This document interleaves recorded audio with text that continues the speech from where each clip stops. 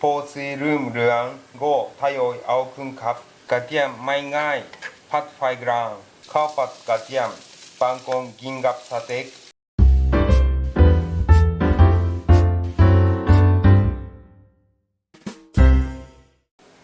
はいこんにちはสวัสดีครับผมเชฟโชครับมีคนรีเควสต์มาให้ทำการลิกไรซ์ข้าวผัดกระเทียมครับโอเคไปทำกันเลยอันนี้เป็นส่วนผสมทั้งหมดนะครับข้าวสวยตามชอบใช้ข้าวไทยข้าวกัวข้าวญี่ปุ่นครับ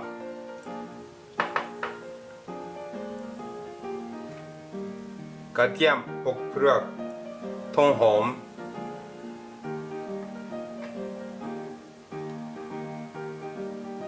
น้ำมันมะกอก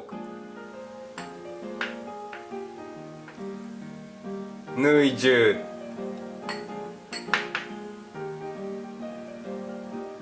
酒เกลือผงชูรส醤油พริกไทยดำครับกระเทียมสไลด์2 กลีบ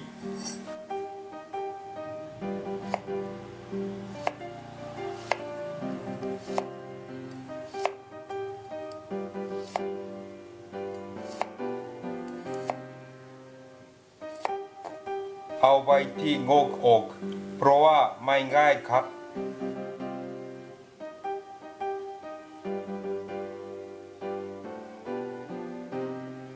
กระเทียมที่เหลือสับละเอียด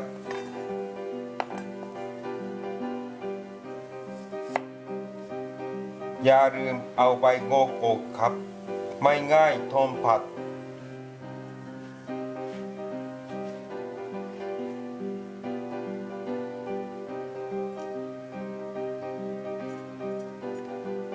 สับครับ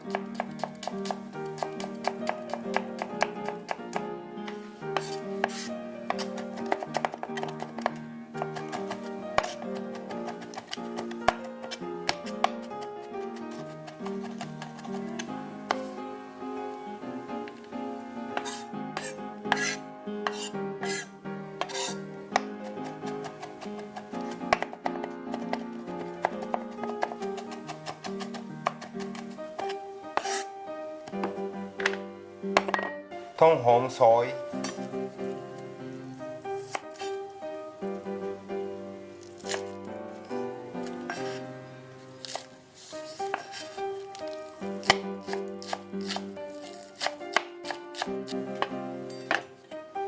ำกระเทียมทอดก่อนครับยางกระทะใส่น้ำมันมะกอกยังไม่พูดไฟนะครับใส่กระเทียมสไลซ์ลงไปตั้งไฟกลาง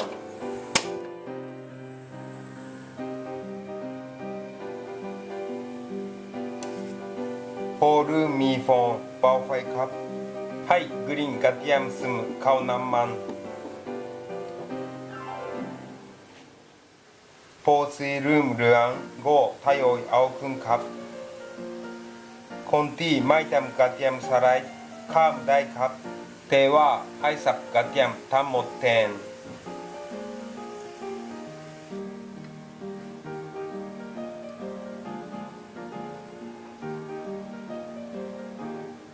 ปิดไฟก่อน1 รอบใส่เนยจืดกระเทียมสับใส่กระเทียมแล้วตั้งไฟอ่อน หอมมาก ก กระเทียมหอมแล้วตั้งกระทะตรงใส่ข้าวลงไป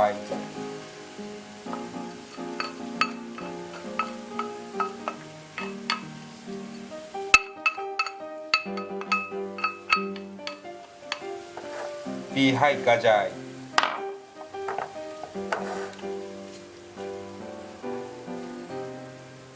ใส่酒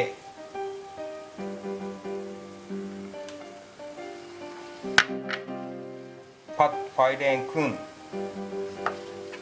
กระเทียมไม่ง่ายผัดไฟกลางห้ามไฟแดงครับ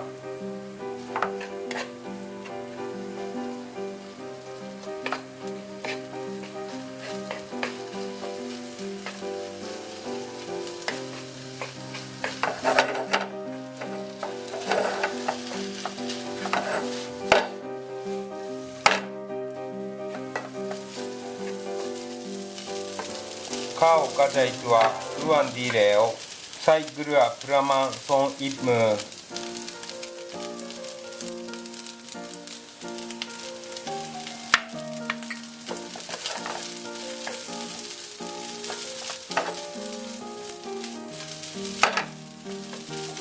โรยพริกไทยตามชอบ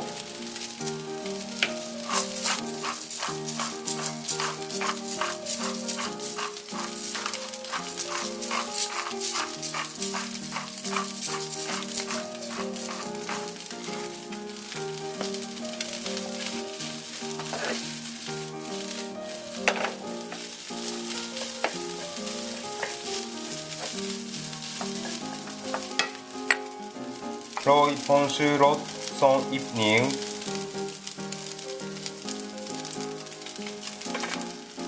ผัดให้เข้ากัน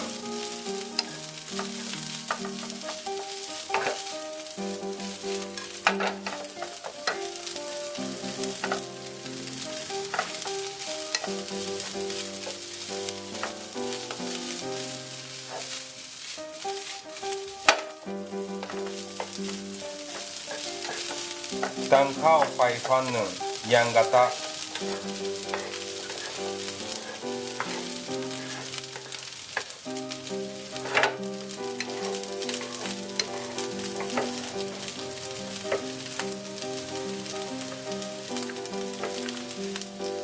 ใส่醤油トロン型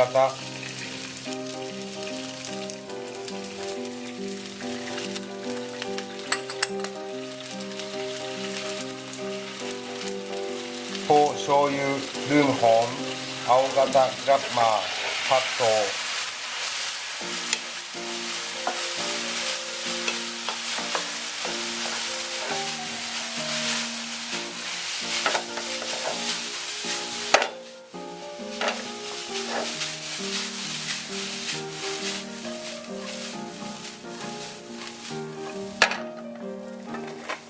สุดท้ายใส่ต้นหอม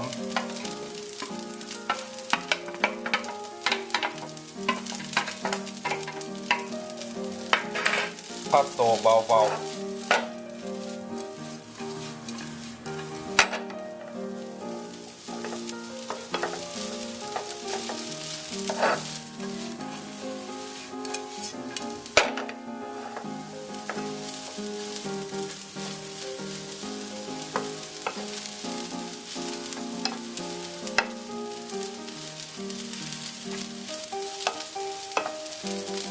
เรียบร้อยครับ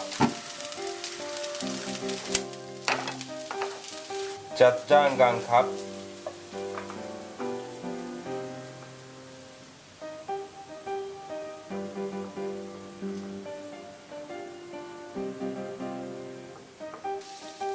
ข้าวผัดกระเทียม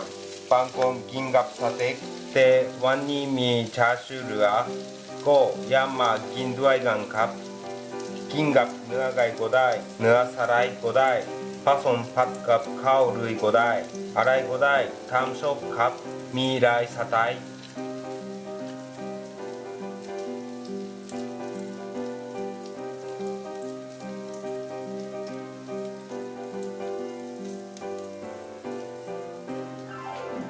สุดท้ายโรยกระเทียมโทษ